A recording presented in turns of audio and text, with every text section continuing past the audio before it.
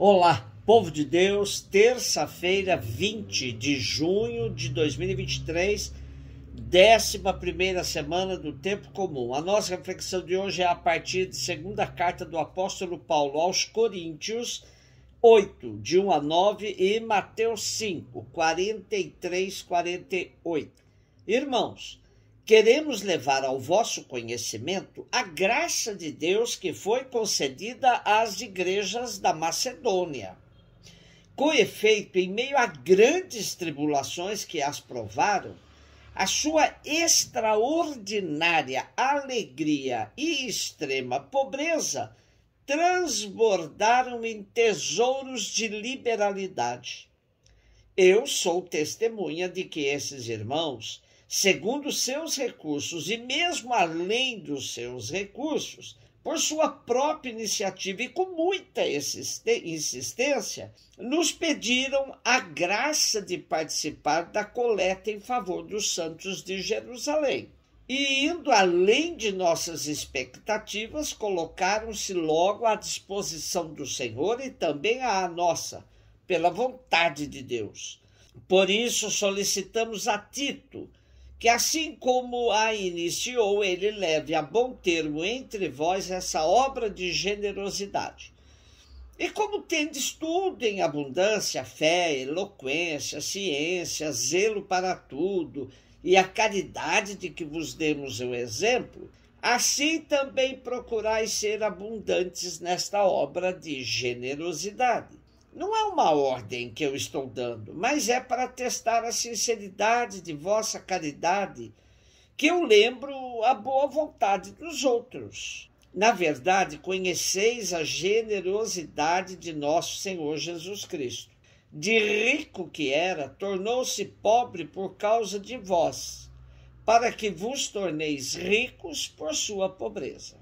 Os capítulos 8 e 9 da segunda carta do apóstolo Paulo aos Coríntios formam uma pequena unidade no seu interior, o que leva os biblistas a afirmarem que se trata de um ou dois bilhetes autônomos no seio desta carta.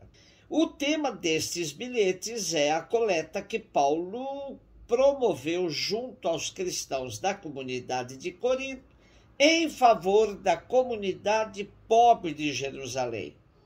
Esses bilhetes expressam a unidade e a solidariedade entre as igrejas. A Macedônia tinha sido a primeira região europeia evangelizada por Paulo. Aí se encontravam os primeiros núcleos cristãos. Paulo os apresenta como exemplo. Algumas cidades da Macedônia eram ricas, mas os cristãos não eram ricos. Porém, podem ser pobres em recursos, mas ricos em generosidade. É interessante que Paulo diz que eles insistiram para participar da coleta em favor dos pobres de Jerusalém. Está aí uma boa descrição de voluntariado. Toma a iniciativa, pede, insiste, considera um favor poder contribuir. Nesse contexto, com esse exemplo dos macedônios, o apóstolo insistirá, junto aos cristãos de Corinto, que sejam também generosos. Reconhece os carismas dos quais são portadores e os põe à prova na capacidade de doarem-se pelos outros. E o fundamento da caridade cristã é o exemplo do próprio Cristo, que, sendo rico, tornou-se pobre para nos fazer ricos por meio da sua pobreza. Com esse empreendimento, o apóstolo dá provas da necessidade da comunhão entre as igrejas, mesmo sabendo que elas são bem diferentes, pois a comunidade de Jerusalém era bem tradicionalista, liderada por Tiago, e as comunidades da diáspora eram muito mais abertas e liberais.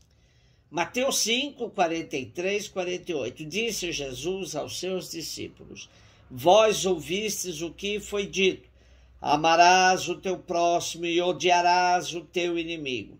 Eu, porém, vos digo, amai os vossos inimigos e rezai por aqueles que vos perseguem. Assim vos tornareis filhos do vosso Pai que está nos céus, porque ele fez nascer o sol sobre maus e bons e cair chuva sobre justos e injustos. Porque se amais somente aqueles que vos amam, que recompensa tereis? Os cobradores de impostos não fazem a mesma coisa? E se saudais somente os vossos irmãos, o que fazeis de extraordinário? Os pagãos não fazem a mesma coisa? Portanto, sede perfeitos como o vosso Pai Celeste é perfeito. No Salmo 139, do versículo 19 seguintes, lemos assim: Não odiaria eu aqueles que te odeiam? Não detestaria eu aqueles que se rebelam contra ti? Eu os odeio com ódio implacável, eu os tenho por meus inimigos. E no livro dos Provérbios, capítulo 29, versículo 27, lemos: O criminoso é detestado pelos justos. É a aproximação possível ao nosso texto de hoje. Porém, um mandato para que odiemos o inimigo não existe em toda a Escritura. Então, essa antítese de hoje, ouvistes o que foi dito e eu, porém, vos digo, é fruto de uma releitura livre de textos bíblicos, sobretudo do Antigo Testamento. No entanto, Jesus via que os fariseus e mestres da lei eram muito ávidos para mandar alguém ao apedrejamento por causa do não cumprimento de alguma lei. Daí Jesus deduz que a prática deles é a de amar os amigos e odiar os inimigos. No Antigo Testamento, o amor ao próximo limitava-se ao povo de Israel e àqueles que de algum modo tivessem sido integrados nele. E quando Jesus cita o ódio aos inimigos, odiarás o teu inimigo, certamente porque percebe que esse sentimento e essa prática estavam presentes nas franjas do judaísmo mais extremista. Para Jesus, o amor do Pai é universal. Não se restringe a um povo, a uma parcela privilegiada dos seus filhos e filhas. Portanto, os cristãos devem imitar o Pai buscando a perfeição como o Pai é perfeito. O contrário disso é igualar-se aos que não têm fé. Deus não faz distinções, faz erguer o sol, cair a chuva para todos. Com esta afirmação, Jesus também liquida a pretensa preferência e quase exclusividade do amor de Deus para com eles. É um risco constante que todos aqueles que praticam qualquer religião correm, isto é, achar que a sua religião é superior a todas as outras e que somente aqueles que a praticam se salvam. Precisamos aprender a viver na diversidade das expressões de fé, respeitando-nos e procurando entender que Deus se serve de diversos caminhos para se chegar até ele. Para os cristãos, o caminho é Jesus.